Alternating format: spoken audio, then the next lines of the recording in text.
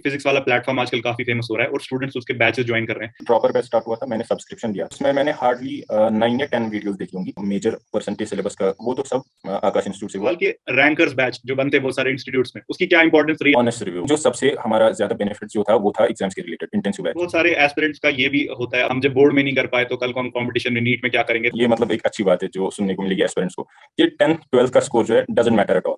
किन social medias पे आप एक्टिव थे, किन को अवॉइड किया था? बस यूट्यूब एक ऐसी चीज रही है जो अप टू एग्जाम मेरे साथ रही है।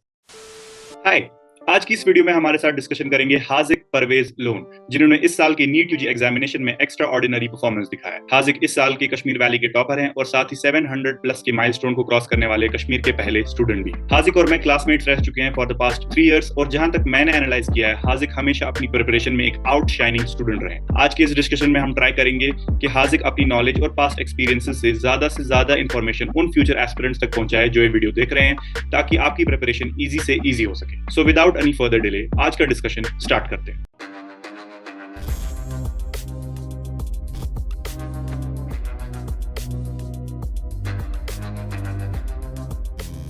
हेलो हाजिक। हेलो निहायत, हाउ आर यू? हाँ, I am great. What about you? I am also doing good. आप ही के इंट्रोडक्शन से स्टार्ट करते हैं कि जैसे आपकी एजुकेशनल बैकग्राउंड क्या रहा था, आप कहाँ के रहने वाले हैं? ठीक है, as you know my name is Hazik Parvez Lone. तो मेरी स्कूलिंग पुलवामा से हुई है and then in 11th 12th तो मैंने आकाश इंस्टीट्यूट से अपनी कोचिंग ली है एंड मेरी एक सिस्टर है and parents and simple nuclear family. Finally आपने अपना ड्रीम फुलफिल कर दिया, तो आपको कैसी फीलिंग आ रही है और आपके पेरेंट्स और सिबलिंग्स, आपकी पूरी फैमिली की फीलिंग क्या है? फीलिंग तो मतलब पीक पे है, बहुत अच्छी फीलिंग है, बट उतना भी ज्यादा मैं सरप्राइज नहीं हूँ क्योंकि एग्जाम के शाम को ही पता चल गया था that what I am going to score. मतलब एक्सपेक्टेशन इतनी थी, बट डिस्पाइट ऑफ दैट अपना ओएमआर शीट वगैरह देखने के बाद ये सब चीजें, इट्स ग्रेट फीलिंग। तो एग्जाम के बाद तो ये सही है कि एस्पिरेंट्स को रैंडम कोचिंग कीज या अनऑफिशियल कीज से अपना स्कोर पता ही चल जाता है, लेकिन एग्जाम से पहले, जब एग्जाम से बिल्कुल पहले का टाइम था, तो क्या आपने एक्सपेक्ट किया था कि आप ये स्कोर लाओगे एग्जाम में? एक्सपेक्टेशन तो 700 प्लस थी, but I was not cocksure कि इतना ही होगा 700 प्लस। बट एक्सपेक्टेशन थी मेरी भी, पेरेंट्स की भी, एंड इवेंचुअली 700 प्लस ही आया। अब जब आपको अपना स्कोर पता ही चल गया है, तो अब आपने डेफिनेटली कॉलेज प्रेफरेंसेस भी अपने दिमाग में रखी होंगी कि आप कौन से कॉलेजेस लेने की ये करेंगे। तो क्या है आपकी, अगर आपको टॉप 3 या टॉप 5 प्रेफरेंसेस देनी होंगी अपनी कॉलेज की, तो क्या लेना चाहेंगे आप? तो फर्स्ट ऑफ ऑल जो कि आई थिंक 99% नीट एस्पिरेंट्स की रहती है, that is AIIMS new Delhi. तो प्रेफरेंस तो मेरी भी वही रहेगी, डिपेंड्स कि मुझे मिलेगा या नहीं। And second preference is quite simple, तो that is our own GMC Srinagar. And third preference that will be any other peripheral AIIMS. अभी मैं उसके बारे में पूरा क्लियर नहीं हूँ। तो अगर आप अपने डिजायर्ड कॉलेज से एमबीबीएस करने, जो कि मोस्ट प्रोबेबली आपको मिल जाएगा, तो where do you see yourself in 10 years की, जब आप कॉलेज में जाएंगे और एमबीबीएस आगे पहुंचेंगे, तो कहाँ स्पेशलाइजेशन, क्या करना चाहते हैं आप लाइफ में? अभी तो मतलब जनरल एमबीबीएस करना है सबको, और उसके बाद मैं मतलब स्पेशलाइजेशन करना चाहता हूँ न्यूरोलॉजी में। अभी एक रफ आइडिया है न्यूरोलॉजी, बट इंटरेस्ट चेंज हो सकता है as I will discover new things. Medicine में क्या है, क्या पता सर्जरी में भी इंटरेस्ट मत डेवलप होगा, so that will be accordingly, but अभी एक आइडिया है दैट न्यूरोलॉजी। तो हार्दिक, अब जैसा कि आप अपने डॉक्टर बनने का सफर स्टार्ट करेंगे, उससे पहले एक क्यूरियोसिटी वाला क्वेश्चन जो मेरे में और आई एम श्योर बाकी एस्पिरेंट्स में भी होगा, कि आपको क्या बचपन से ही डॉक्टर बनने का शौक था, या आपने डिसाइड कर दिया था कि आपको डॉक्टर ही बनना है? और अगर आपको ऐसे शौक था या नहीं था, तो आप क्या बचपन से ही ऐसी ब्राइट स्टूडेंट थे?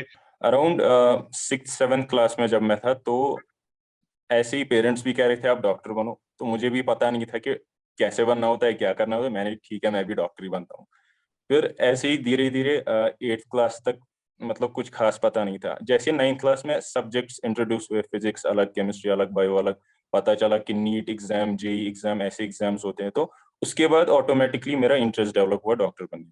लेकिन 9th क्लास में थोड़ा रहा था बिटवीन इंजीनियरिंग या मैं डॉक्टर बनूं, बट इवेंचुअली 10th क्लास में वो पूरा क्लियर हो गया कि मुझे डॉक्टर ही पूरा बनना है। और ये bright student, I was not always a bright student. बस जो मैंने अचीव किया है that was just by hard work. Even मतलब मैं कभी भी उतना ज्यादा एक्स्ट्रा ऑर्डिनरी नहीं था, बट मेहनत करने के साथ साथ hard work by integrating small small things, I eventually became extra ordinary. Yes, I will admit this fact. And finally एक अच्छा मतलब ये टारगेट अचीव हुआ। हाजिक, जैसा कि आपने बोला कि ये प्योर हार्डवर्क है, जो कि डेफिनेटली मैं भी अग्री करता हूँ कि ये आपकी हार्डवर्क की वजह से ये आपने अचीव किया।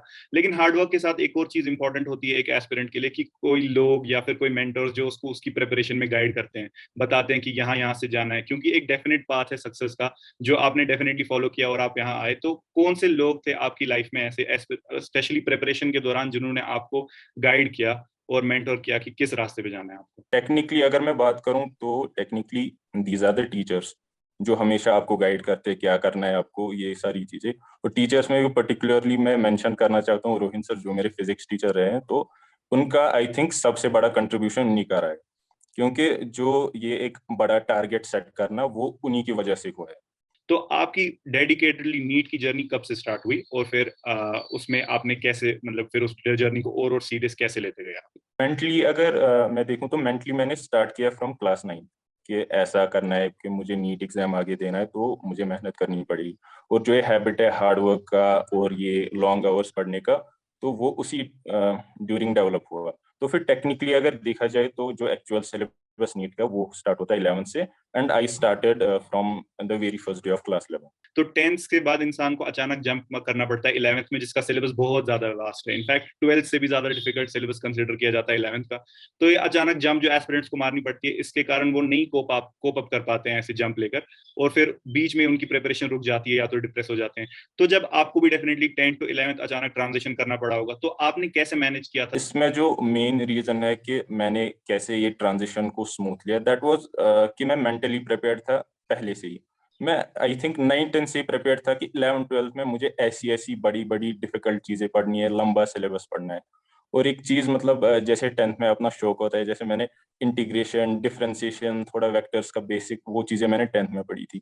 तो जब 11th क्लास स्टार्ट हुआ तो यही चीजें पढ़ाई जाती है, स्पेशली स्टूडेंट्स को प्रॉब्लम आती है फिजिक्स में ही, वही ट्रांजिशन डिफिकल्ट होता है। तो उस टाइम मेरे लिए वो स्मूथ गया, सो आई डिडंट फेस डिफिकल्टीज।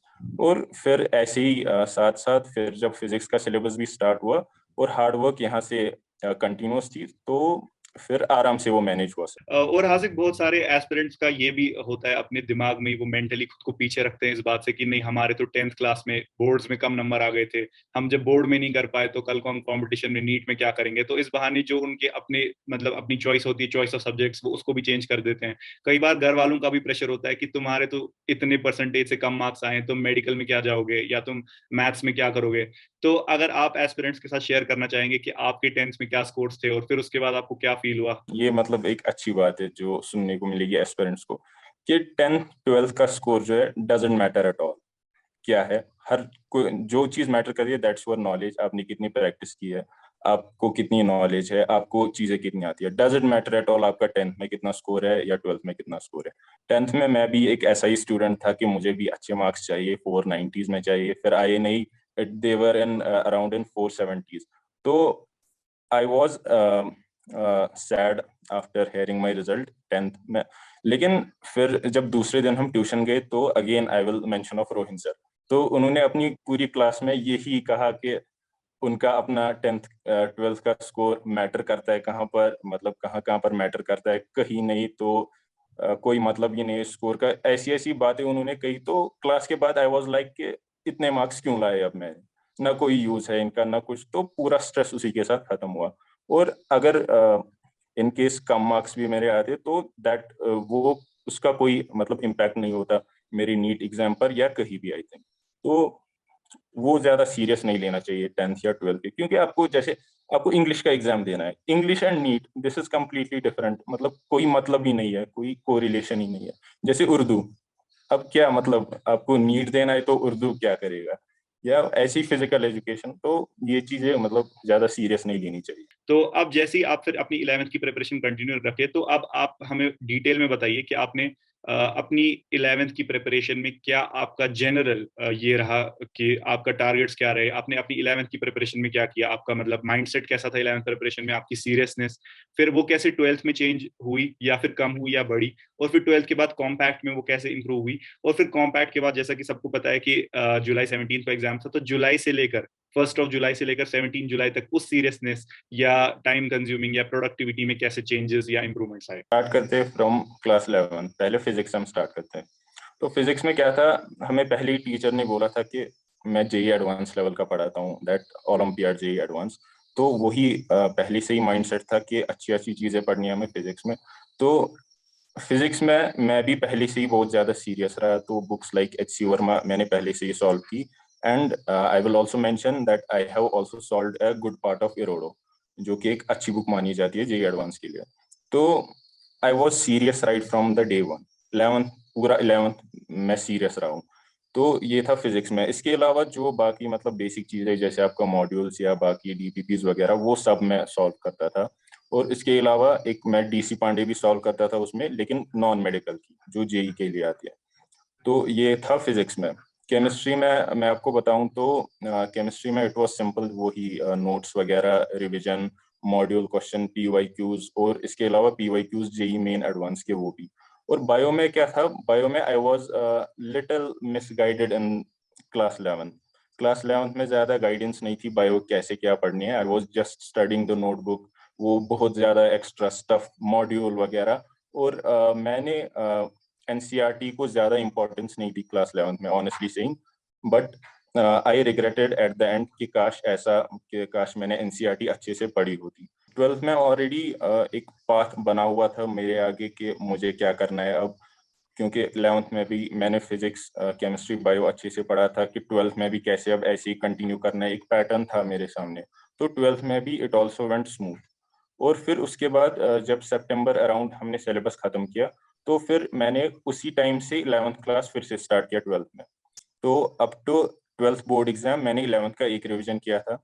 और 12th भी साथ ही, एक तो 12th में वो अच्छा ही हुआ था और तब तक भी एक रिवीजन। और एक बहुत अच्छा काम मैंने उस दौरान किया था, that was making short notes. वो बोर्ड एग्जाम तक मैंने 11th रिवाइज किया, 12th रिवाइज किया। तो फिर जब बोर्ड एग्जाम मैंने दिया, वो भी मैंने मतलब फॉर ग्रांटेड लिया, बस इंग्लिश के लिए मैंने अलग से 10 days रखे थे। बाकी फॉर एग्जाम्पल कभी केमिस्ट्री का पेपर होता था, मेरा अलग टारगेट चलता था, मैं फिजिक्स पढ़ता था, but not according to board, according to NEET. मतलब केमिस्ट्री का पेपर था, फिजिक्स का मैंने पर्टिकुलरली प्रिपरेशन नहीं किया ड्यूरिंग बोर्ड कि कल मुझे केमिस्ट्री पेपर देना है फिजिक्स। तो ऐसा चला ड्यूरिंग बोर्ड। और फिर जो आफ्टर बोर्ड एग्जाम था, तो उसके बाद एक अलग पैटर्न था। उसके बाद जब मैंने शॉर्ट नोट्स वगैरह बनाए थे, तो प्राइमरीली मैंने उनका रिवीजन किया। बट बायो में आपको बस एनसीईआरटी पढ़नी है, उसी के बस रिविजन आपको करते जाना है। बायो में तो वो, फिर केमिस्ट्री में इनऑर्गेनिक पार्ट में मैंने ज्यादातर शॉर्ट नोट्स के रिवीजन किए आफ्टर बोर्ड एग्जाम। ऑर्गेनिक में भी शॉर्ट नोट्स के रिवीजन, और फिजिकल में नोटबुक प्लस शॉर्ट नोट्स। और फिजिक्स में शॉर्ट नोट्स ही बस मैंने रिवाइज किया आफ्टर एग्जाम, नोटबुक मैंने देखी नहीं है। और बस क्वेश्चंस, और ये था around up to June month, ऐसा ही चल रहा था। तो उसके बाद फ्रॉम अराउंड मई, तो हमारी कोचिंग में भी यही टेस्ट वगैरह स्टार्ट हो गए थे। तो टेस्ट की फ्रीक्वेंसी भी इंक्रीज हो गई थी, पहले आफ्टर 3 days, फिर इवेंचुअली पहुंचा डेली टेस्ट। तो उन दिनों क्या चलता था कि मैं एग्जाम देता था, उसका एनालिसिस, और एक मतलब मेरा प्लानर रहता था रिवीजन का कि कब तक मुझे कौन सी चीजें रिवाइज करनी है। तो ये चला around up to July, up to the beginning of July. तो उसके बाद एक अलग पैटर्न रहा कि कुछ माइक्रो टारगेट्स थे, कोई स्पेसिफिक टॉपिक था, या फॉर एग्जांपल बायो जो है उसमें मैंने रिवीजन फिर स्टॉप किया था, बस कुछ स्पेसिफिक टॉपिक्स वो मैं रिवाइज करता था। फार्मूला शीट्स वगैरह ये चीजें रिवाइज करना, this was up to 16 July, and eventually 17 जुलाई को एग्जाम था। एस्पिरेंट्स कई सारे होते हैं जो हर दिन का डेली शेड्यूल बनाते हैं अपने और टारगेट्स रखते हैं, फिर वीकली टारगेट्स होते हैं, फिर मंथली टारगेट्स और शेड्यूल्स होते हैं, और फिर ऐसे ही करके आगे वो मतलब एक जनरल प्लान बनाते हैं। कई सारे एस्पिरेंट्स ऐसा नहीं करते हैं। तो आपके ये डेली, वीकली और मंथली टारगेट्स थे? देखिए, टारगेट्स का होना बहुत इंपॉर्टेंट है। पूरा अगर मैं 11th और 12th देखूं, मेरे डेली टारगेट्स हुआ करते थे, जस्ट ओनली डेली टारगेट्स। उसके बाद जब बोर्ड्स खत्म हुए, तो उसके बाद मैंने मंथली टारगेट्स रखना शुरू किया। नॉट एग्जैक्टली मंथली टारगेट्स, मेरा ये टारगेट होता था कि इस डेट तक मुझे एक रिवीजन करना है सिलेबस का। और टारगेट्स रखना एक बहुत ही इंपॉर्टेंट चीज़ है, क्योंकि आपको एक परफेक्ट डायरेक्शन मिलती है। तो बहुत सारे फ्रेंड्स मुझे प्रेपरेशन के ड्यूरिंग भी कहते थे कि हम क्या करें, समझ में नहीं आ रहा था। और फाइनली जो मैं रीजन देखता था क्यों कि ऐसी अनसर्टेनिटी क्या है इनमें, और वो यही थी कि वो डेली टारगेट्स नहीं बनाते थे, वो जस्ट ऐसे ही जाते थे, कभी वो पढ़ लिया कभी ये पढ़ लिया। तो फाइनली मतलब यही लास्ट में कहना चाहता हूँ कि targets banana it's a very important thing. इससे पहले कि हम लोग सब्जेक्ट में डिटेल में जाएं, ये इंपॉर्टेंट है कि हम 100% ट्रांसपेरेंट रहे टू दी ऑडियंस, ताकि उनको पता चले कि आपने कैसे प्रिपरेशन की थी। तो आपने जो डिफरेंट ऑनलाइन सोर्सेज या offline sources, be it institutions, websites to help you, या फिर कोचिंग इंस्टीट्यूट्स, या फिर स्टडी मटेरियल्स, टेस्ट सीरीज अलग अलग, वो आपने क्या क्या ज्वाइन की थी अपनी पूरी प्रिपरेशन में? किन किन सोर्सेज आपने हेल्प ली थी? मतलब जो मेरा मेजर परसेंटेज सिलेबस का कवरेज या बाकी चीजें वो तो सब आकाश इंस्टीट्यूट से हुआ, जहाँ मेरा रेगुलर 2 ईयर प्रोग्राम था। तो उसके अलावा भी जैसे शोपियान में हमारा यहाँ पर इंटरनेट शटडाउन वो एक कॉमन चीज थी, स्पेशली क्लास 11 में। तो मैं यूज करता था यूट्यूब उसके लिए, सॉरी यूट्यूब तो उस टाइम पे नहीं था, आई मेरे दोस्त को ये रिकॉर्डेड लेक्चर से ऑफ दिस फिजिक्स वाला अलग सर। तो I remember states of matter और वर्क एनर्जी पावर मैंने वही से कवर किया है। इसके अलावा भी कहीं पर फॉर एग्जांपल मुझे एक अलग से टॉपिक पढ़ना था, तो उसके लिए भी मैं वही यूज करता था, अलग सर के पास मैं वो चीजें पढ़ता था। एंड ये दो बस मेरे सोर्सेज थे जहां से मैं कोई वीडियो लेक्चर देखता, कोई कॉन्सेप्ट देखता, सो दैट वाज इट। अलग सर का, जैसे कि आपको पता होगा कि फिजिक्स वाला प्लेटफॉर्म आजकल काफी फेमस हो रहा है और स्टूडेंट्स उसके बैचेस ज्वाइन कर रहे हैं। तो हमारे 11th के टाइम वो बैचेस नहीं थे, लेकिन हमारे 12th मिडवे के बाद वो बैचेस स्टार्ट हो गए थे। तो आपने वो बैचेस कुछ लिए, या फिर सोचा आपने उन बैचेस को ज्वाइन करने का, उसके अकॉर्डिंग भी ट्यूशन के साथ साथ उसमें भी पैरेलल चलने का, या आपने डिसाइड किया कि आप सिर्फ ट्यूशन पे फोकस करेंगे और वैसे ही आपके लीनियरली चलेंगे? 12th अराउंड, हाँ 12th में वो स्टार्ट हो गए, तब तक हमने सिलेबस कवर किया था। उसके बाद एक ड्रॉपर बैच स्टार्ट हुआ था, मैंने सब्सक्रिप्शन लिया था, लेकिन उसमें मैंने हार्डली 9 या 10 वीडियोस देखी होंगी, और वो यही वीडियोस थी, मतलब कहीं पर फॉर एग्जांपल कोई टॉपिक वीक था या अच्छे से नहीं पढ़ा था, वही वीडियोस। लेकिन जो मतलब कंटिन्यूअस वीडियोस देखना है चैप्टर बाय चैप्टर, वो मैंने वहां से नहीं देखा। सब्सक्रिप्शन मेरे पास था, but only few videos. For example potentiometer, I remember वो टॉपिक मेरा वीक था, वो मैंने वहां से कवर किया, या ऐसे ही क्वालिटेटिव क्वांटिटेटिव एनालिसिस। तो ये चीज है। उसके अलावा आपने कोई और टेस्ट सीरीज कहीं ऑनलाइन या ऑफलाइन से एक्स्ट्रा ली थी? नो, बस आकाश के exams, those were enough, more than enough. ठीक है। अब हम लोग जैसा कि आपने फिजिक्स की ऑलरेडी बात की थी, तो फिजिक्स में आप हमको पहले, सबसे पहले तो बताइए कि आपने अपनी पूरी प्रिपरेशन में क्या क्या सोर्सेज यूज किए बुक्स के, despite from the modules that you get in coaching and DPPs, उसके अलावा कोई एक्सटर्नल सोर्सेज क्या क्या आपने बुक्स वगैरह ली थी फिजिक्स के लिए? I already mentioned HC Verma, वो एक मतलब स्टैंडर्ड बुक है, सबसे अच्छी बुक है जो 11th-12th फिजिक्स के लिए मतलब मार्केट में अवेलेबल है। तो उसके बाद एक मतलब अच्छी क्वेश्चन प्रैक्टिस हो जाए, उसके लिए मैंने DC पांडे यूज की थी, वही नॉन मेडिकल वाली। और जैसे मतलब फॉर एग्जांपल कुछ चैप्टर्स के लिए मैंने फिजिक्स गैलेक्सी यूज की है, कुछ चैप्टर्स के लिए एक बुक आती है अनुराग मिश्रा, ऐसे ही रैंडमली। और एक बुक डी मुखर्जी, शायद आपने सुना होगा, उससे मैंने बस 11th के चैप्टर्स किए हैं। तो ये था फिजिक्स में। फिजिक्स में मैंने मतलब बहुत सारा स्टफ सॉल्व किया, जो मिला वो मैंने सॉल्व किया। 11th में आई थिंक 70% टाइम मैंने फिजिक्स में ही दिया होगा, क्योंकि पहले से ही टीचर ने बताया था आप मेजर टाइम फिजिक्स को दो, आप फिजिक्स अच्छे से सीखो, बाकी चीजें आप आराम से सीख जाओगे। और उसी माइंडसेट के साथ साथ जो मुझे मिला वो मैंने सॉल्व किया फिजिक्स में। और क्या होता है कि जो हमारे कोचिंग इंस्टीट्यूट्स हैं उसमें कुछ सिलेक्टेड स्टूडेंट्स को एक्स्ट्रा पैकेजेस भी मिले जाते हैं, जैसे हमारे क्लास का मुझे याद है catalyst package, last leap packages, M caps, वो सब भी आपने सॉल्व किए थे? कैटलिस्ट, ये catalyst, last leap, M caps, ये मैंने सॉल्व किए थे। लेकिन बस फिजिक्स केमिस्ट्री, बायो मैंने उनसे सॉल्व नहीं किया था। बायो के लिए मेरे पास बुक थी बायोनीट, सिंगेज पब्लिकेशन की, वो एक अच्छी बुक है। 11th-12th में मैंने वही सॉल्व की। हम्म। अब जब हमें फिजिक्स की आपके स्टडी मटेरियल के बारे में पता चल गया, तो आप अपनी अप्रोच क्या रही थी आपकी फिजिक्स में? कितने आप न्यूमेरिकल सॉल्व करते थे, कितना आप थ्योरी पे फोकस करते थे, और दिन में आप कितना टाइम फिजिक्स को डेडिकेट करते थे? फिजिक्स में मतलब कॉन्सेप्ट सीखने में मुझे टाइम लगता था, तो इसीलिए मुझे बहुत सारे क्वेश्चन सॉल्व करने पड़ते थे एक कॉन्सेप्ट के लिए। वही सिंपल क्लास दिया, नोटबुक रिवाइज की, फिर पहले मैं बेसिक से स्टार्ट करता था, जैसे मॉड्यूल, एमकेएफ वगैरह। उसके बाद डीपीपीज, उनकी लेवल थोड़ी बहुत अच्छी थी, ऐसे HC वर्मा। और फाइनली मतलब कुछ चैप्टर्स के लिए इससे भी हायर लेवल पे मैं जाता था। एंड दिस वाज सिंपल, मतलब जनरल आउटलाइन फिजिक्स में कैसे करता था। बाकी ऑनेस्टली मैं बताता हूँ, जब मैं क्लास देता था फिजिक्स की, आई थिंक 50% मुझे समझ आता था, बाकी जो 50% वो मुझे खुद करना पड़ता था। 100% क्लैरिटी नहीं आती थी just after starting the concept. And even I was not always able to solve question in class. For example teacher ने क्वेश्चन दिया, मैं पूरा नहीं सॉल्व कर पाता था वो उस टाइम पे। कभी कभी और मतलब बेसिक क्वेश्चंस मैं सॉल्व करता था उस टाइम, बाकी जब लेवल इंक्रीज होती थी तो मैं बस देखता ही रहता था। मतलब दिन का अराउंड मोर देन 50% मैं फिजिक्स में ही देता था, क्योंकि एक एक क्वेश्चन में मुझे बहुत बहुत ज्यादा टाइम लगता था। कभी मैं 3 घंटे में 3 क्वेश्चन सॉल्व करता था, लेकिन स्टैंडर्ड क्वेश्चंस वो अलग बात है। लेकिन जो मेजरटी मतलब मेजर टाइम है वो मैंने फिजिक्स को दिया है। ठीक है हाजिक, फिजिक्स का तो हम काफी हद तक समझ गए हैं। आप इसी तरह केमिस्ट्री सब्जेक्ट में आपने क्या बुक्स और सोर्सेज यूज किए थे? आपकी क्या अप्रोच रही थी जनरली? जिस तरह फिजिक्स में आपने बोला कि न्यूमेरिकल्स को बहुत ज्यादा इंपॉर्टेंस दी थी, केमिस्ट्री में क्या अप्रोच रही थी? और बेटर रहेगा कि आप इसको डिवाइड कर दें in physical, organic and inorganic chemistry, क्योंकि काफी अलग सब्जेक्ट्स होते हैं, स्टूडेंट्स को ज्यादा बेटर लगेगा। और क्या टाइम, कितनी परसेंटेज ऑफ टाइम आपने डेली डेडिकेट किया केमिस्ट्री? तो ठीक है, पहले हम फिजिकल से स्टार्ट करते हैं। तो पहले दिनों जब 11th में फिजिकल स्टार्ट हुआ था तो मेजर टाइम वही जाता था, क्योंकि वहां से फिजिक्स का भी लोड नहीं था और वही डिफरेंशिएशन वगैरह चलता था फिजिक्स में, इसीलिए। तो केमिस्ट्री में यही सिंपल था, मतलब फिजिकल केमिस्ट्री में नोट्स वगैरह वो सॉल्व कर मतलब रिवाइज करना, क्वेश्चंस फिर से सॉल्व करना, वही मॉड्यूल्स, एम कैप्स, या कभी कभी मतलब एक्स्ट्रा डीपीपीज भी मिली है। लेकिन फिजिकल केमिस्ट्री में मैंने जो नरेंद्र अवस्थी, एन अवस्थी, मतलब नाम सुना होगा आपने, तो उसका एक अच्छा पार्ट मैंने सॉल्व किया है। ये था फिजिकल में। और फिजिकल में यही चीज इंपॉर्टेंट है, आप नोट्स रिवाइज करो, मॉड्यूल वगैरह, क्वेश्चन, पीवाईक्यूज। तो ये था फिजिकल के लिए।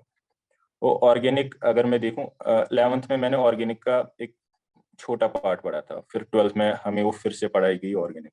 पहले ठीक था जब जीओसी चल रहा था, ये आइसोमेरिज्म वगैरह, लेकिन जब टिपिकल रिएक्शन मैकेनिज्म स्टार्ट हुए तो जब तक आई थिंक 70% ऑर्गेनिक खत्म हुई थी, तो मुझे ऑर्गेनिक का ए भी मतलब ओ भी नहीं आता था। सॉरी, मुझे ऑर्गेनिक का ओ भी नहीं आता था। रिएक्शन क्या है, कैसे, मुझे कोई रिएक्शन पता ही नहीं। अब जस्ट मैं क्लास देता था, क्लास अटेंड करता था। ऑर्गेनिक में मुझे पता ही नहीं था क्या हो रहा है। तो फिर उसके बाद जो उसमें मतलब मेजर ब्रेक थ्रू आया, that was through short notes. उसके बाद मैंने फिर से रिवीजन स्टार्ट किया, राइट फ्रॉम रिएक्शन मैकेनिज्म, उसके शॉर्ट नोट बनाए, मल्टीपल रिविजन्स। तो फिर इवेंचुअली ऑर्गेनिक मेरा सबसे स्ट्रॉन्ग सब्जेक्ट बना। तो उसके बाद ऑर्गेनिक में फाइनली जब मैंने शॉर्ट नोट्स के 2-3 रिवीजन किए थे, उसके बाद मैंने एनसीईआरटी स्टार्ट की, तो पूरा जो कि होल्ड है वो बिल्डअप हुआ ऑर्गेनिक पे। ऑर्गेनिक में यही सिंपल, जैसे मैंने बाकी मेंशन किया, मॉड्यूल्स, एम कैप्स, और वही एक्स्ट्रा रिसोर्सेज लाइक कैटलिस्ट या लीप है आपका, और उसके बाद PYQs. That was for organic. उसके बाद अगर हम इनऑर्गेनिक पे आए, तो इनऑर्गेनिक 11th की जो इनऑर्गेनिक है वो मुझे खुद से पढ़नी पड़ी, क्योंकि जब टीचर पढ़ा रहा था तो मुझे पता ही नहीं था वो क्या पढ़ा रहे हैं। तो वो मुझे खुद से पढ़ना पड़ा, उसमें एक्स्ट्रा एफर्ट लगा, और वो पोर्शन इनऑर्गेनिक का मेरा आई थिंक वीक था अप टू द एग्जाम। लेकिन 12th में ऑर्गेनिक में जो हमारे टीचर्स थे उन्होंने बहुत अच्छे से पॉइंट वाइज पढ़ाया, तो मैंने नोटबुक वगैरह भी अच्छे से रिवाइज की, और फिर इवेंचुअली एनसीईआरटी पढ़ना भी काफी आसान हुआ। फिर इनऑर्गेनिक में भी मैंने शॉर्ट नोट साइमल्टेनियसली बनाए, उन्हीं का मल्टीपल रिवीजन, एंड इनऑर्गेनिक भी मेरा फिर बहुत अच्छा हुआ। इनऑर्गेनिक में उतना ज्यादा मतलब इंपॉर्टेंट नहीं है, जस्ट लाइक फिजिक्स आप क्वेश्चन सॉल्व करें, बट यू मस्ट सॉल्व, क्योंकि आपको एक पैटर्न देखना है किस तरह के क्वेश्चन आते हैं इनऑर्गेनिक में। PYQs, modules, those are enough, मतलब उतना ज्यादा प्रैक्टिस करते ही नहीं जाना है आपको इनऑर्गेनिक में। केमिस्ट्री के बाद अब बायोलॉजी में क्या आपने सोर्सेज यूज किए? इनिशियली अगर मैं बायो में देखूं तो मैं बायो में कम टाइम देता था। मेरे रिसोर्सेज यही होती थी, मतलब कोचिंग नोट्स रिवाइज करना और मॉड्यूल्स याद करना, तो ये मेरा इनिशियली था बायो में। लेकिन फिर लास्ट में मैंने रिग्रेट किया, तो क्योंकि एनसीईआरटी पे मैंने थोड़ा बहुत कम फोकस दिया। ये क्लास 11 की बात है, जब मुझे उतना ज्यादा पता नहीं था कि एनसीईआरटी की इम्पोर्टेंस। तो उसके बाद जब मैंने मतलब 12th से स्टार्ट किया, तो उसके बाद मैंने उल्टा किया। मैंने कोचिंग नोट्स और जो ये है मॉड्यूल्स, उनको बहुत कम इम्पोर्टेंस दी कंपेयर टू बायो। बायो के ही मैंने मल्टीपल रिविजन्स किए, और फिर जो असल में मैंने मतलब बायो में ये स्ट्रॉन्ग होल्ड बिल्ड किया, that was after board exam. Board exam के बाद मैंने अराउंड बायो के 8-9 रिविजन्स किए होंगे up to the final NEET exam. तो बस that was only NCERT, just NCERT revise करना, याद करना फिर से। और ये था मेरा बायो में। उसके बाद हम अगर क्वेश्चन बैंक देखें, तो वो मैंने आई थिंक मेंशन किया, दैट इज बायोनीट सिंगेज पब्लिकेशंस की, वो मैंने 11th-12th में यूज की थी क्योंकि उसमें मतलब बायो की लाइन से क्वेश्चंस डिराइव्ड है। तो जैसा कि आपने शॉर्ट नोट्स के बारे में मेंशन किया हुआ था, फिर हमने डिसाइड किया कि हम आगे डिस्कस करेंगे उसके बारे में। तो शॉर्ट नोट से पहले आप हमें बताइए कि जैसे कि कोचिंग में टीचर्स पढ़ाते हैं तो हर कोई नोट मेकिंग करता है, और जो टीचर्स पढ़ाते हैं वो नोट्स बनाते हैं, वो बहुत ज़्यादा डिटेल्ड नोट्स होते हैं और वो पूरे 2 साल की ड्यूरेशन में प्रेपरेशन में एक्यूमुलेट होते हैं। तो आपने वो नोट्स बनाए थे, और फिर नोट्स बनाने के बाद कब इंसान को शॉर्ट नोट्स बनाने चाहिए, शॉर्ट नोट्स बनाने का सही तरीका क्या है, और शॉर्ट नोट्स को कितनी इंपॉर्टेंस देनी चाहिए? तो जो जैसा आपने कोचिंग नोट्स का कहा, फिजिक्स और केमिस्ट्री में तो वो इम्पोर्टेंट ही है, लेकिन बायो में अगर हम देखें तो उतना ज्यादा इम्पोर्टेंट नहीं है। 11th में मैं ज्यादा इम्पोर्टेंस देता था, अराउंड 2-3 रिविजन्स मैंने किए होंगे पूरे नोट्स के। लेकिन 12th में आई थिंक मैंने कुछ नोट्स देखे भी नहीं होंगे, जस्ट बनाए होंगे और फिर उसके बाद रिवाइज भी नहीं किया होगा हमने। तो यही था, 12th में मैंने बहुत कम इम्पोर्टेंस दी उन नोट्स को, वो बहुत ज्यादा डिटेल्ड होते हैं, इतना ज्यादा जरूरत नहीं होता है, so that's why. Short notes की अगर मैं बात करूं, बायो में तो आपको शॉर्ट नोट्स नहीं बनाने, बायो में इट्स जस्ट एनसीईआरटी जिसके आपको मल्टीपल रिविजन्स करने हैं। और शॉर्ट नोट्स जो है वो बनाने आपको फिजिक्स और केमिस्ट्री में, एक बहुत इंपॉर्टेंट कंपोनेंट रहता है short notes, even it is rank deciding, at the end ये रैंक डिसाइडिंग बन जाता है। तो शॉर्ट नोट्स अगर हम देखें तो फिजिक्स में you have to just mention formulas, formula आपको मेंशन करने, या उसके उसी के साथ एसोसिएटेड कोई इंपॉर्टेंट पॉइंट होता है, या किसी फॉर्मूला का एप्लीकेशन, या कोई भी इंपॉर्टेंट पॉइंट, ज्यादा डिटेल आपको लिखना नहीं है फिजिक्स के शॉर्ट नोट्स में। मतलब बनाने कैसे आपको, you just have to take a paper और 2 मार्जिन आपको ड्रॉ करने हैं such that you will get 3 columns. तो ऐसे ही आपको छोटा छोटा करके लिखना है और शॉर्ट शॉर्ट में लिखना है, एंड सिंबल्स वगैरह का भी आप यूज कर सकते हैं शॉर्ट नोट्स में, दैट इज गुड। लेकिन शॉर्ट नोट्स एक केमिस्ट्री में short notes banana, it's I think a challenge, क्योंकि उसमें हमें बहुत ज्यादा एग्जॉस्टिव लिखना पड़ता है और वो भी शॉर्ट शॉर्ट लिखना पड़ता है। इनऑर्गेनिक में तो आपको पूरा शॉर्ट नोट्स वो ही इनऑर्गेनिक की एनसीईआरटी से ही बनाने पड़ेंगे। 12th में सॉरी ऑर्गेनिक में मैंने क्या किया था, ऑर्गेनिक में जो मेरी क्लास नोट्स थे मैंने उनके शॉर्ट नोट्स बनाए थे, लेकिन फिर जब मैंने एनसीईआरटी पढ़ी बहुत सारी चीजें वहां पर मिसिंग थी मेरी शॉर्ट नोट्स पे। उसके बाद मैंने एक अलग सा एक पैच लिया पेजेस का, और जो बाकी फॉर एग्जांपल चीजें मिसिंग थी एल्डिहाइड्स कीटोन्स से, तो वो उसके नीचे मैंने सारी मेंशन की इसी पैटर्न में। ये था ऑर्गेनिक। और फिजिकल में भी मैंने पूरी एनसीईआरटी पढ़ी थी और पूरी एनसीईआरटी से ही शॉर्ट नोट्स डिराइव भी किए थे। और कहीं कहीं पे अगर मुझे मतलब जरूरत लगा था तो मैंने नोटबुक का पॉइंट भी लिखा था।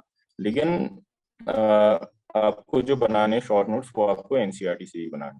तो आप हमें बताइए कि आपने अपनी जो 3 साल की प्रिपरेशन थी उसमें सबसे पहली बार आपने अपना पूरा नीट का सिलेबस कब खत्म किया, और फिर नीट सिलेबस खत्म करने के बाद आपने और कितनी बार पूरा सिलेबस फिर से खत्म किया इन रिविजन्स, और क्या अप्रोच थी आपका सिलेबस खत्म करने के बाद? सिलेबस तो हमने किया था अराउंड अगस्त सितंबर खत्म 12th का, तो 11th का भी उससे पहले हुआ था, तो मतलब 11th-12th हमने अराउंड अगस्त खत्म किया था 2021 में। तो उसके बाद जैसे मैंने इससे पहले मेंशन किया कि मैंने फिर बोर्ड एग्जाम तक 11th किया, और उसी के साथ कुछ 12th का पोर्शन पेंडिंग था वो भी मतलब किया। बोर्ड्स तक मैंने ये इंश्योर किया कि इसके बाद मुझे कोई वीडियो लेक्चर नहीं देखना है। फॉर एग्जांपल मैंने आपको कहा मैंने सब्सक्रिप्शन ली थी, जो भी मेरा कोई वीक कॉन्सेप्ट था, वीक टॉपिक था, वीडियो लेक्चर देखना था, वो सब मैंने किया था complete up to boards. Boards के बाद मैंने कोई वीडियो लेक्चर नहीं देखा है। उसके बाद मैंने रिवीजन स्टार्ट किया। फॉर एग्जांपल मेरा जो एवरेज ड्यूरेशन रहता था फुल सिलेबस कंप्लीशन का, that was around 25 to 30 days, और उसी में वो एग्जाम्स टेस्ट वगैरह भी आते थे। तो from board exams up to NEET मैंने किए होंगे in bio and physics around 8 revisions, और केमिस्ट्री में अराउंड 10 रिविजन्स। उस पूरी प्रिपरेशन के दौरान जो सबसे इंपॉर्टेंट चीज जो एस्पिरेंट्स को पूछनी होती है, जो कि सबसे ज्यादा बड़ी प्रॉब्लम है सारे एस्पिरेंट्स के लिए, वो है बैकलॉग्स। तो जब आपने अपनी 11th में पढ़ाई की, 12th में पढ़ाई की, और सिलेबस खत्म करने से पहले जो भी आपकी पढ़ाई थी उसमें आपके बैकलॉग्स बने थे? तो बैकलॉग्स मेरे रहे थे कुछ 11th में, क्योंकि 11th में मतलब पूरा आइडिया नहीं होता है कि किस टाइम पे क्या करना है। और कुछ पार्ट था 11th का, जैसे ऑर्गेनिक में था या फिजिक्स में कुछ पार्ट था जो मुझे नहीं आता था, तो वो रह गया था मेरा। और इसके अलावा जो बायो में भी कुछ पार्ट रहा था जो मैंने पढ़ा था, लेकिन मुझे कोई आइडिया नहीं था कि अंदर क्या लिखा है, या कॉन्सेप्ट्स वगैरह मुझे पता नहीं थे। तो फिर जब 11th का सिलेबस भी खत्म हुआ, और 11th का सिलेबस खत्म होने से बोर्ड्स 11 बोर्ड्स तक ड्यूरेशन, उसका मैंने फायदा लिया उस टाइम का। 11th बोर्ड्स के बाद जब से बोर्ड्स से लेकर जब 12th के क्लासेस स्टार्ट हुए, उस टाइम का मैंने फायदा लिया। And even I think first 2-3 months जो क्लास 12 के थे वो भी मैंने डेडिकेट किया कि मेरे बैकलॉग्स कवर हो जाए। और एक बेनिफिट मेरा उस टाइम पे था, आकाश में हमारी उस टाइम पे AITS टेस्ट सीरीज चल रही थी, तो मैं वहां से उसका सिलेबस भी कंप्लीट कर रहा था और मेरे बैकलॉग्स भी कवर हो रहे थे, क्योंकि उनमें उन दिनों जो लास्ट चैप्टर्स जा रहे थे और स्पेशली लास्ट चैप्टर्स ही बैकलॉग्स होते, तो ऐसे मेरे बैकलॉग्स 11th के कवर हुए। लेकिन 12th में मैंने कोई बैकलॉग ऐसे रहने नहीं दिया, क्योंकि मुझे पता था किस टाइम पे क्या करना है, मैं कब तक खत्म करूंगा। तो ऐसे ही फिर 12th में मेरा कोई बैकलॉग नहीं रहा ऐसा। दो चॉइसेस होती है एस्पिरेंट्स के बाद 11 12 में अपनी प्रिपरेशन के लिए, कि वो एक डमी स्कूल प्रेफर करें, यानी वो स्कूल में बस एडमिशन कर लें एक डमी स्कूल में और वहां जाए ना, सिर्फ एग्जाम्स और प्रैक्टिकल्स के टाइम वहां जाए और अपनी पूरा फोकस कोचिंग पे दे और वैसे प्रिपेयर करें। या बहुत सारे एस्पिरेंट्स सीधा सिंपल स्कूल प्रेफर करते हैं। तो आपने इनमें से क्या मीन्स अपनाए थे और आपके एक्सपीरियंस से आपको क्या लगता है कौन से मीन्स बेटर है? तो मैंने डमी स्कूल ही प्रेफर किया था, क्योंकि आपका बहुत ज्यादा टाइम बच जाता है वैसे तो। और उसके बाद मैं हॉस्टल में था इन क्लास 11, और फॉर्चुनेटली ऐसा हुआ कि कोविड आया, क्योंकि मुझे 11th में अराउंड 3 मंथ्स रहना पड़ा हॉस्टल में, and same in class 12 just only 3 months मुझे हॉस्टल में रहना पड़ा। बाकी जो एंटायर ड्यूरेशन था फॉर ऑफ क्लास 11 क्लास 12 उसमें लॉकडाउन था, तो सब घर में ही थे, तो मैं भी उस टाइम पे घर में ही था। And that was a very good thing कि मैं अपनी घर में ही था, घर से दूर नहीं था, क्योंकि होम सिकनेस की वजह से भी आई थिंक पढ़ाई अफेक्ट होती है।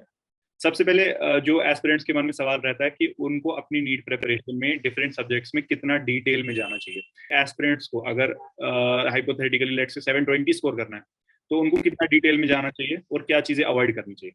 बायो में अगर हम बात करें तो मैं भी 11th में अच्छी उतनी ज्यादा भी नहीं, तो थोड़ा बहुत डिटेल में गया था, क्योंकि मॉड्यूल्स में भी बहुत ज्यादा दिया होता है। बायो में अगर हम देखें तो बायो में उतना ज्यादा डिटेल जाने की जरूरत नहीं है। You have to go a little beyond NCERT, उतना ज्यादा भी नहीं।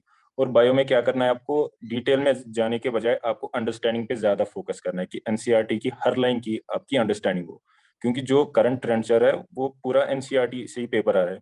ये है बायो के लिए। उसके बाद केमिस्ट्री। केमिस्ट्री में मैंने मतलब मॉडरेटली मैं डिटेल में गया था, मॉडरेटली हायर लेवल पे गया था, अराउंड जेई मेन लेवल, और जाना भी चाहिए। फिजिक्स में तो मैं जेई एडवांस लेवल तक गया था आराम से, और फिजिक्स केमिस्ट्री में जाना चाहिए डिटेल तक।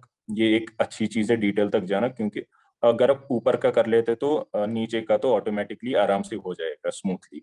वो फिजिक्स केमिस्ट्री में जाना चाहिए डिटेल तक। और अगर आप वही चीजें फॉर एग्जांपल नीट ही पैटर्न के क्वेश्चन बार बार कर रहे हैं, आसान आसान क्वेश्चन, क्या पता मतलब किसी को पता नहीं होता कि कैसा क्वेश्चन आएगा एग्जाम में। अगर किसी साल डिफिकल्ट आया then what you will do. और वो एक अच्छा ऑप्शन नहीं है कि आप नीट ही लेवल तक जाए और फिर एक्सपेक्ट करिए दैट यू विल स्कोर 700+। अब हम आपकी जो प्रिपरेशन में चैलेंजेस फेस हुए हैं उनके बारे में डिटेल में बात करते हैं। तो चैलेंजेस में एस्पिरेंट्स की जो कंप्लेंट रहती है और सबसे बड़ा चैलेंज रहता है वो है बोर्ड एग्जाम्स इन इटसेल्फ। आपने इससे पहले भी बोर्ड एग्जाम्स के बारे में बोला, तो आपको क्या लगता है एक एस्पिरेंट को कितनी इंपॉर्टेंस देनी चाहिए बोर्ड एग्जाम को, और अब अगर वो बोर्ड एग्जाम को इंपॉर्टेंस दे रहा है तो वो बोर्ड और कंपटीशन एक साथ कैसे मैनेज करे अपनी प्रिपरेशन में? बोर्ड्स में क्या है, जो आपके एडिशनल सब्जेक्ट्स है, जैसे इंग्लिश होता है आपका, और आपका या तो ईवीएस या और कोई सब्जेक्ट होता है, उनमें तो आपको प्रिपेयर करना पड़ेगा, क्योंकि आपको सब्जेक्ट्स पास करने हैं। और अगर हम फिजिक्स केमिस्ट्री बायो की बात करें, अगर आप एक अच्छे स्टूडेंट है, आपने 12th में पढ़ा है, दैट्स इट। आपको कुछ एक्स्ट्रा प्रिपेयर करने की जरूरत नहीं है। आप कंपटीशन के साथ ही उस टाइम पे जा सकते हैं, और मैंने भी यही किया था अपने टाइम पे। एक और प्रॉब्लम जो एस्पिरेंट्स को कंटिन्यूसली रहती है अपनी प्रिपरेशन में वो है डिस्ट्रैक्शंस। बहुत हजार तरह की डिस्ट्रैक्शंस है आजकल एस्पिरेंट्स के लिए। तो आपने कैसे डिस्ट्रैक्शंस को अवॉइड किया था? और डिस्ट्रैक्शंस के साथ मैं चाहूंगा आप ये भी बताएं कि आपका सोशल मीडिया के के रिलेटेड क्या स्टांस है, क्योंकि सोशल मीडिया एक बहुत बड़ी डिस्ट्रैक्शन है ऑलमोस्ट सभी एस्पिरेंट्स के लिए। तो आपने कैसे सोशल मीडिया और प्रिपरेशन को बीच में बैलेंस किया था? किन सोशल मीडियाज पे आप एक्टिव थे, किन को अवॉइड किया था?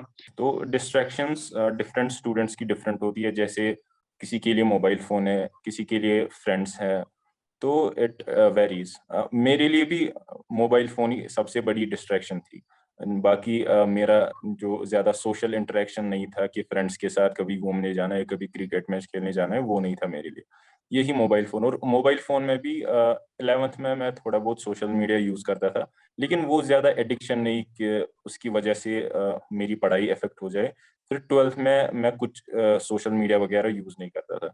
लेकिन डिस्पाइट ऑफ दिस इसके अलावा भी मैं टाइम जाया करता था, दैट वाज ऑन यूट्यूब। बस यूट्यूब एक ऐसी चीज रही है जो अप टू एग्जाम मेरे साथ रही है। मतलब यूट्यूब की वजह से टाइम जाया होना वो up to the day of exam मेरे साथ रहा है। तो मैंने बहुत कोशिश की बीच में वो अवॉइड करने की, कभी बहुत ज्यादा वो लिमिट किया, कभी लिमिट नहीं हो पाया, तो इवेंचुअली वो उतना भी ज्यादा नहीं था, तो फिर पढ़ाई वगैरह पे ज्यादा इम्पैक्ट भी नहीं पड़ा उससे।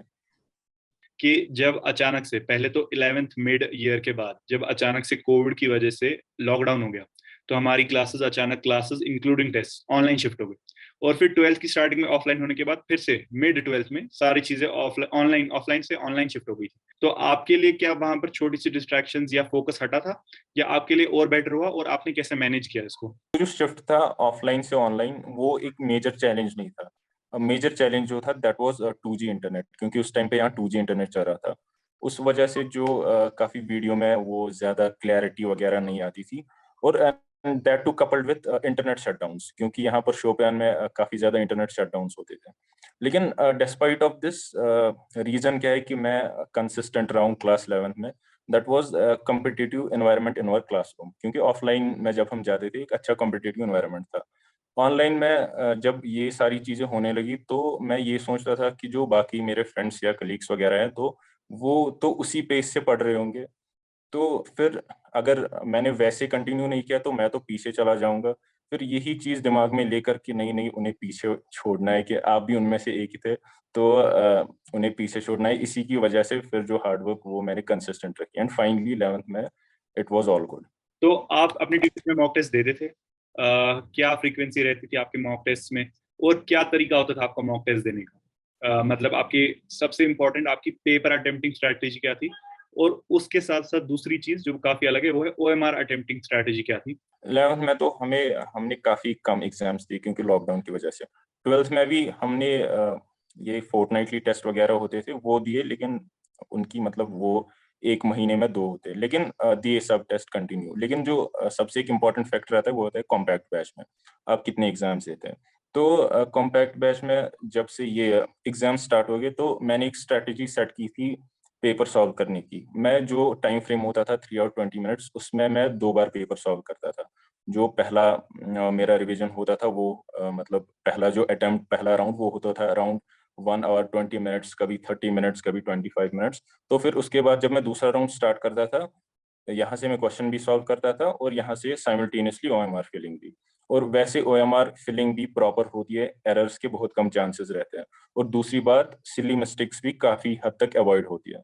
तो पहले जब मैंने स्टार्ट किया था अराउंड दिसंबर जनवरी, तो फ्रीक्वेंसी यही थी आफ्टर 3 डेज 4 डेज, या समटाइम्स कभी कभी आफ्टर 7 डेज टेस्ट। तो उस टाइम पे ज्यादा मैं यही पार्ट सिलेबस एग्जाम्स देता था। उसके बाद फिर जब मैं ट्यूशन में था, तो फिर यही फ्रीक्वेंसी थी और 1-2 महीने तक। उसके बाद जो हमारी इम्पोर्टेंट टेस्ट सीरीज स्टार्ट होगी, दैट वाज इंटेंसिव। तो इंटेंसिव में क्या था, उसमें डेली मॉक टेस्ट, मतलब डेली आपको एक एग्जाम देना है, तो वो एक इम्पॉर्टेंट चीज थी, वो मतलब रिक्वायर्ड था उस टाइम पे, that was the best thing. तो डेली एक मॉक टेस्ट, तो दैट इज इट। हार्दिक, जब आप ये मॉक टेस्ट देते थे तो इसमें आपके शुरू से एंड तक क्या स्कोर्स रहते थे, आपकी क्या रैंक्स आती थी, और आप क्या ज्यादा कंसिडर करते थे? आप रैंक पर अपनी फोकस करते थे, अपना स्कोर इंप्रूव करने पे फोकस करते थे? तो ये 11 12th में जो भी एग्जाम्स थे, I was I think among the top 5 students. तो उसके बाद लेकिन जब फिर असली से एग्जाम स्टार्ट हो गए अराउंड फ्रॉम मे, तो उसके बाद I have well performed in all the exams, और I was always first ranker in those 2-3 months. तो मैं ये मतलब स्कोर मेंटेन करना है या रैंक मेंटेन करनी है, I think it is more important to maintain rank, क्योंकि स्कोर डिपेंड करता है पेपर की डिफिकल्टी पर। पेपर डिफिकल्ट है, ऑटोमेटिकली हाईएस्ट स्कोर जो होगा वो तो कम ही होगा। सो रैंक मेंटेन करना भी एक बहुत अच्छी बात है, एक इम्पॉर्टेंट, एक बहुत अच्छा चैलेंज भी है रैंक अपनी मेंटेन करना। और उससे क्या होता है, आपको एक्स्ट्रा कॉन्फिडेंस भी मिलता है कि yes I am doing good. तो कॉन्फिडेंस भी मिलता है उस चीज से। क्या आपके ऑल टाइम लोएस्ट स्कोर्स रहे हैं इस प्रिपरेशन में, क्या ऑल टाइम हाईएस्ट स्कोर्स रहे हैं? तो लोएस्ट स्कोर मेरा रहा है क्लास 11th में, जो मेरा पहला ही मॉक टेस्ट था अपनी प्रिपरेशन का, दैट वाज 600 मार्क्स। तो 600 से नीचे मैं गया नहीं हूँ। और हाईएस्ट स्कोर मेरा रहा है आई थिंक एक एग्जाम में 715 मार्क्स। सो बाकी जो अगर हम एवरेज देखेंगे दैट वाज अराउंड 700, 5 मार्क्स ज्यादा 5 मार्क्स कम, तो यही था। तो इसके रिलेटेड आपको क्या लगता है कि एक इंसान को कंपटीशन में कितना ज्यादा एक्सटेंट में कंपटीशन में घुसना चाहिए? मतलब क्या इंसान को ये अपने आप को जो बाकी लोग उसके आसपास के रैंक में उनसे खुद को कंपेयर भी करना चाहिए, उनका भी देखना चाहिए कि वो कहीं आगे ना निकल जाए, ऐसा करना चाहिए, या इंसान को सिर्फ अपने आप पर फोकस करना चाहिए? आपका क्या अप्रोच है इसमें? कंपटीशन कितनी हद तक सही है और कहाँ किस एक्सटेंट तक जाना चाहिए इंसान को कंपटीशन में? आपको पार्शली वो भी करना पड़ेगा, पार्शली आपको बाकी लोगों को भी देखना पड़ेगा, और पार्शली आपको खुद को भी देखना है, क्योंकि कंपटीशन में आपको हर किसी चीज की इंफॉर्मेशन होनी चाहिए। तो कंपटीशन में आपको खुद भी अच्छे से परफॉर्म करना है, और सबसे इम्पोर्टेंट चीज क्या है यहाँ पर, खुद को इम्प्रूव करना है। हर किसी एग्जाम के बाद आपको खुद में इम्प्रूवमेंट दिखनी चाहिए, and that is most important. यहाँ तक मैंने खुद भी ऑब्जर्व किया है कि जब से हमारे final full NEET mock test शुरू हुए थे, तो मोर और लेस आपने हमेशा अपने स्कोर को 700 प्लस से ऊपर मेंटेन करने की कोशिश की है, काफी हद तक किया भी है, और सिली मिस्टेक्स अवॉइड भी की हैं। तो कैसे एग्जाम देते वक्त इंसान सिली मिस्टेक्स अवॉइड करेगा और अपने आप को कंस्टेंटली 700 से ऊपर के स्कोर पे रखेगा? पहले जो स्कोर मेरा मतलब अच्छा आता था इन ऑलमोस्ट एवरी एग्जाम, उसका जो सबसे मेन रीजन था दैट वाज मैंने बहुत रिविजन्स किए थे उससे पहले। मैंने मेरा पूरा सिलेबस जो था वो अच्छे से रिवाइज था, and that was the main reason. उसके बाद जो आती है सिली मिस्टेक्स, सिली मिस्टेक्स में वही इसी मेथड से अवॉइड करता था कि 2 बार पेपर सॉल्व करना है। और more importantly you have to be conscious during the exam, क्योंकि एग्जाम के दौरान मैंने भी बहुत बार ऑब्जर्व किया कि मैं भी कुछ ऐसे ही सोचने लगता था एग्जाम के दौरान, फिर या तो उसे क्वेश्चन गलत होता है या तो ओएमआर गलत होता है। तो आपको खुद भी कॉन्शियस रहना पड़ेगा। तो दैट्स इट। स्ट्रैटेजी बताई काफी यूनिक कि आप 1 आवर 20 मिनट में पहले पूरा पेपर खत्म कर देते थे, और फिर आप रीक्लॉक करते थे अपने पूरे पेपर को अगले 2 आवर्स में, इंक्लूडिंग ओएमआर। इसके लिए एक एस्पिरेंट का बहुत इंपॉर्टेंट है कि बहुत सारे एस्पिरेंट्स का 4 घंटे में पहली बार में पेपर कंप्लीट होता है, वो उस लेवल ऑफ स्पीड पे जा ही नहीं पाते। तो आप पहले से ही इतने ज्यादा फास्ट थे, या फिर आपने धीरे धीरे डेवलप किया? और अगर आपने डेवलप किया तो कैसे एक स्टूडेंट अपने आप को इस स्पीड पे ला सकता है कि वो 1 आवर 20 मिनट में पूरा पेपर कर दे? तो अगर हम देखें, सबसे इम्पोर्टेंट चीज जो है स्पीड बिल्ड करने में, वो है कि सिलेबस जो है वो अच्छे से आपका रिवाइज्ड होना चाहिए। आपको हर कोई चीज याद होनी चाहिए। फिजिक्स में डिपेंड करता है आपने कितने ज्यादा क्वेश्चन किए, क्योंकि अब फिजिक्स में क्वेश्चन देखेंगे इंस्टेंटेनियसली, आपका जो माइंड है उसमें प्रोसीजर आना चाहिए कि क्वेश्चन को कैसे सॉल्व करना है। और सेम केमिस्ट्री में भी जितने ज्यादा रिविजन्स, और बायो में भी जितने ज्यादा रिविजन्स आप करिए। इसके लिए ये चीज भी इम्पोर्टेंट है कि जब आप ऑब्जेक्टिव सॉल्व करें अपने क्वेश्चन बैंक से, या इवन एग्जाम्स में ही, तो आप कोशिश करें कि मैं जल्दी जल्दी सॉल्व करूंगा। आप ऊपर ऊपर से ही क्वेश्चन पढ़िए, और उसको मतलब थोड़े कभी आपको गैस भी करना पड़ेगा कि आगे यही होगा, तो ऐसे ही धीरे धीरे आपकी स्पीड अच्छे से बिल्ड हो जाएगी। पेपर एनालिसिस का क्या बेस्ट तरीका है जो आप अपनाते थे? कैसे अपनी मिस्टेक्स इंसान अवॉइड कर सकता है आगे के एग्जाम्स में? जो उसने गलतियां की उनसे कैसे सीख सकता है? इससे में आप जितना डिटेल में हो सके हमें पेपर एनालिसिस के बारे में बताइए। तो पेपर एनालिसिस एक बहुत ही इम्पोर्टेंट फैक्टर होता है पेपर के बाद, लेकिन 11th-12th में मैंने कोई पेपर एनालाइज नहीं किया ऑनेस्टली। पेपर एनालिसिस मैंने स्टार्ट किया वही अराउंड 2 महीने पहले एग्जाम से, क्योंकि अगर आप आई थिंक 11th-12th में पूरा एनालाइज करने बैठेंगे तो बहुत ज्यादा आप एक्यूमुलेट करेंगे, और उसका कोई मतलब नहीं होगा, आप उतना ज्यादा रिवाइज नहीं कर पाएंगे। क्योंकि जो लास्ट 2 महीने आप गलतियां कर रहे हो वही अल्टीमेट मिस्टेक्स रह गई है आप में, और बेहतर है कि आप वही पेन डाउन कीजिए। आप एक छोटी सी नोटबुक लीजिए, उसमें for example mock test number 1, physics में ये गलतियां हुई मुझसे, केमिस्ट्री में ये, और बायो में। लास्ट में आप रिमार्क लिखिए, फॉर एग्जांपल मैंने क्वेश्चन प्रॉपरली नहीं पढ़ा, या मैंने क्वेश्चन जल्दी पढ़ा, उस टाइम मैं कुछ सोच रहा था, ऐसी ऐसी चीजें। तो यही आपको पेन डाउन करना है। उसके बाद फॉर एग्जांपल आप 5 मॉक टेस्ट दे, वो एनालाइज करें, फिर से आपको वही डाउट नोटबुक देखनी है, और आपको इंश्योर करना है कि सेम मिस्टेक आप दोबारा मत रिपीट करेंगे। वो चीज इंपॉर्टेंट है मॉक टेस्ट में। अब हम लोग एग्जाम से और नजदीक आते हैं कि जब आपका नीट 22 एग्जाम आने वाला था, सबसे इंपॉर्टेंट सवाल ये है कि आपने, क्योंकि जैसा आपने बोला आप बहुत डिटेल में गए हैं, और आपने जैसा बोला हमने देखा कि आपने बहुत सारे सोर्सेज यूज किए थे अपनी प्रिपरेशन में। तो जैसे जैसे आप एग्जाम के और नजदीक आते गए, जब एग्जाम में बहुत कम टाइम बच गया था, क्या सोर्सेज आपने अपनी प्रिपरेशन में से हटा दिए, और किन सोर्सेज पे, कुछ लिमिटेड सोर्सेज क्या आपने रखे जिसपे आप स्टिक रहे एग्जाम से काफी नजदीक? जैसे फिजिक्स में formula sheets, just only formula sheets, बस मैं वही रिवाइज करता रहता था और क्वेश्चंस करता था। ऐसे ही केमिस्ट्री में शॉर्ट नोट्स, बस मैं शॉर्ट नोट्स रिवाइज करता था। और बायो में एक चीज मैंने डेवलप की थी ड्यूरिंग रीडिंग, कि जैसे मैं एक चैप्टर पढ़ रहा था, चैप्टर में हमेशा 5 to 10 पॉइंट्स ऐसे थे जो मैं हमेशा बोलता ही था डिस्पाइट ऑफ मेनी रिविजन्स। तो मैंने क्या किया था, मैं एक पेज रखता था एक चैप्टर में, वो 5 पॉइंट्स में उसी पे पेन डाउन करता था। तो जब एग्जाम नजदीक आते आते गया, जब मुझे लगा अब इतना ज्यादा टाइम नहीं है कि मैं पूरी एनसीईआरटी फिर से रिवाइज करूं, मैं वही पॉइंट्स रिवाइज करता था। और उसकी वजह से जो फिर बाकी का भी था वो भी मतलब थोड़ा बहुत रिवाइज होता था उसी के साथ साथ, और जो मैं बोलता था तो वो भी रिवाइज होता था। आप एग्जाम के और नजदीक पहुंचे, फिर फाइनली डे आया, डे बिफोर एग्जाम, यानी 16 जुलाई का दिन। तो उस पूरे दिन आपकी क्या फीलिंग्स आ रही थी, आपने क्या किया उस दिन और क्या सोच रहे थे, उस बारे में आप हमें बताइए। उस 16th ऑफ जुलाई या इवन 15th ऑफ जुलाई ही से स्टूडेंट्स को ये थोड़ी बहुत पैल्पिटेशन होती है, ये चीज़ें वगैरह, वो डरते हैं। लेकिन एक चीज़ था, जब मैं सोचता था कि कल या डे आफ्टर टुमारो मेरा एग्जाम है, मैं वो थॉट दिमाग से रिमूव करता था, बहुत कोशिश करता था, और इवेंचुअली मैं रिमूव भी करता था कि मैं सोचूं ही ना मेरा एग्जाम है इस दिन। इसी के साथ ख्याल वगैरह आते थे कि मैंने अभी तक स्कोर किया है अच्छा, 700 प्लस भी मैं बहुत बार गया हूँ, अब ये आएगा। जैसे ही ये थॉट आता था तो मैं रिमूव ही करता था दिमाग से, कुछ और सोचता था। और ये चीज, लेकिन 16 जुलाई में उस दिन में मैंने थोड़ा बहुत पढ़ा अप टू 2 PM, क्योंकि मैं सुबह 5 बजे से स्टार्ट करता था। उस दिन मैंने कुछ चीजें रखी थी बस कॉन्फिडेंस के लिए। वो चीजें पढ़ने से कोई फर्क नहीं पड़ा, उनमें से कुछ आया भी नहीं एग्जाम के लिए, बस जस्ट फॉर कॉन्फिडेंस वो मैंने रखा था कुछ। फॉर एग्जांपल टॉपिक, जैसे पूरी बॉटनी में मैंने एक टॉपिक रखा था जिम्नोस्पर्म्स, वो मुझे फिर से रिवाइज करना है। ऐसे ऐसे छोटे छोटे टारगेट्स। और ये जो मैंने नोटबुक का मेंशन किया जिसमें आप मॉक टेस्ट एनालाइज करते हैं, तो उसका भी एक रिवीजन मैंने किया। और यही ऐसे एक दो चीजें, और फिर मैंने अराउंड 2 PM पूरा बंद किया, ताकि 24 आवर्स बराबर रहे जिसमें मेरा माइंड पूरा फ्री हो, मैं कुछ पढ़ूं ना। तो क्या आपने 16 या 15 जुलाई को कोई टेस्ट दिए थे, मॉक टेस्ट, या आपने बंद कर दी? कब आपने बंद किए मॉक टेस्ट देना?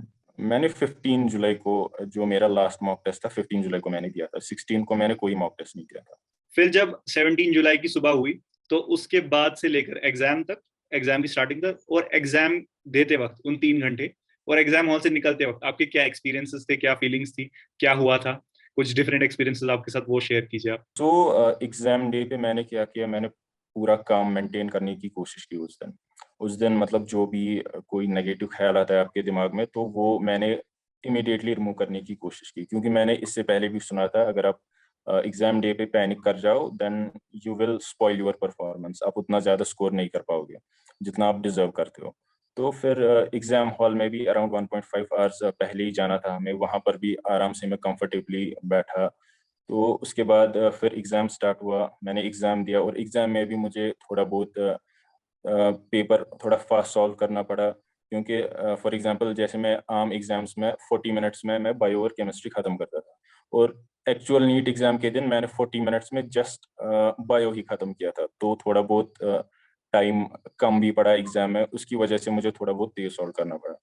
कुछ क्वेश्चंस थे ड्यूरिंग एग्जाम जिनमें मैंने ये सोचा कि ये ठीक भी हो सकते हैं, गलत भी हो सकते हैं, मैं मतलब पूरा कॉन्फिडेंट नहीं था उन पे। एग्जाम हॉल से निकलते समय during that I was just expecting 680 690 marks, यही अराउंड होगा, बट मैंने तो अटेम्प्ट पेपर पूरा किया था। फिर जब मैं मतलब ऐसे ही मैं अनसर्टेनिटी में था, इतने ज़्यादा मार्क्स आएंगे या नहीं, मैं 700 से ऊपर जा पाऊंगा या नहीं। फिर जब मैंने शाम को की चेक की, सो आई वाज स्कोरिंग गुड। तो फिर उसके बाद काम मेंटेन रहा। फिर जब आपने शाम को अपना स्कोर फाइनली चेक किया और अपने घर वालों को बताया, तो आपकी फैमिली का क्या रिएक्शन था उस पर? रिएक्शन मतलब बहुत अच्छा था फैमिली का, सो सब खुश थे ऑब्वियसली, मैं भी खुद खुश था उस टाइम पे, क्योंकि जब मैं एग्जाम हॉल से बाहर निकला वो मैं इमेजिन कर रहा था, और जब मैंने स्कोर देखा अब ये मैं इमेजिन कर रहा हूँ कि इतना अच्छा स्कोर आ रहा है। तो लेकिन एक्सपेक्ट भी कर रहे थे फैमिली मेंबर्स, और मैं भी खुद एक्सपेक्ट कर रहा था कि 700 प्लस हो एग्जाम से पहले, not just after exam, exam से बहुत पहले। तो फिर इवेंचुअली वो तो होता ही है, एक बहुत एक्साइटिंग मोमेंट।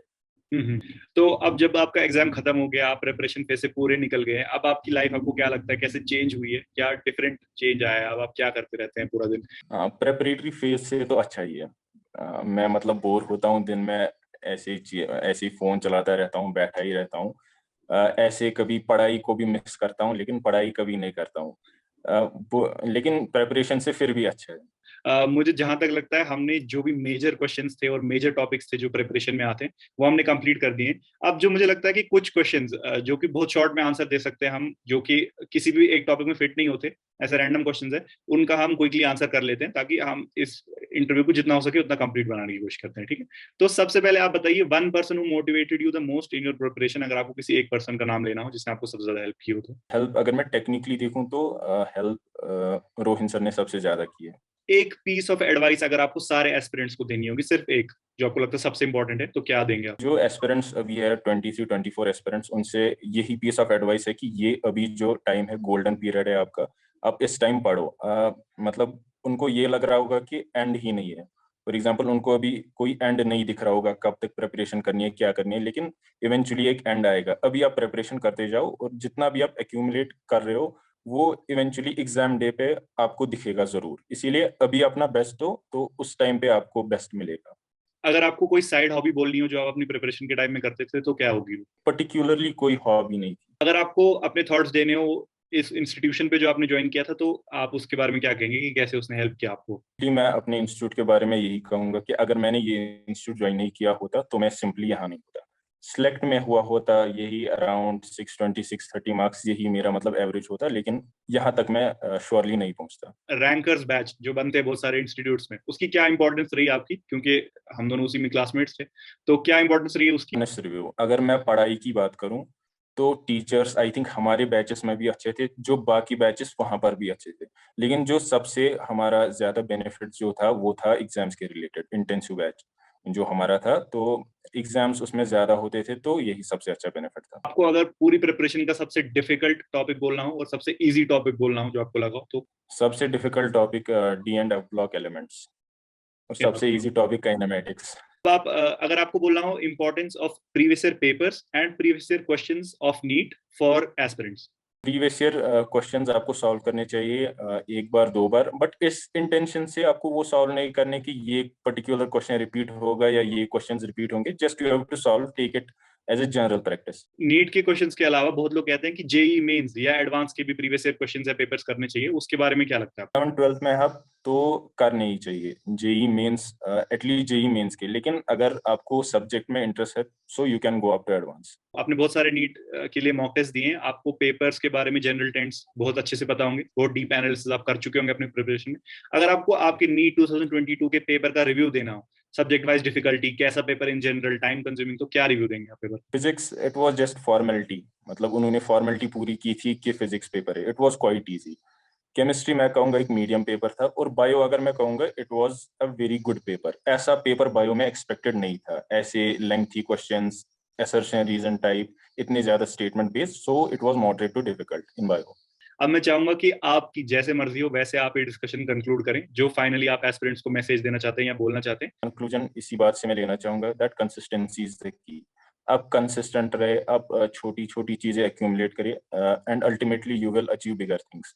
क्योंकि मेरा भी मतलब अगर मैं कहूँ मेरा सीक्रेट क्या है, मेरी मतलब मेरा सबसे ज्यादा अच्छा बेनिफिट क्या है, मतलब मैंने प्रिपरेशन के दौरान, that was consistency, and it was consistency जिसने मुझे एक एवरेज स्टूडेंट से एक अच्छा स्टूडेंट बनाया। हमारा कंक्लूजन इसी बात के साथ होता है कि consistency is the key. Thank you everyone for watching this video, hope आपको इससे बहुत ज्यादा हेल्प मिली होगी। I would specially like to thank Hazik कि उनकी वजह से इंटरव्यू पॉसिबल हो पाया, वो अपना टाइम देके यहाँ पर आए, उनने एस्पिरेंट्स को हेल्प करने का सोचा। Everybody is watching the video, thank you very much. अगर आपको कोई भी एग्जाम के रिलेटेड या जो हमने टॉपिक्स कवर नहीं किए उसके रिलेटेड कोई क्वेश्चन हो तो आप डेफिनेटली पूछ सकते हैं, हम उसका आंसर देने की पूरी ट्राई करेंगे। Thank you.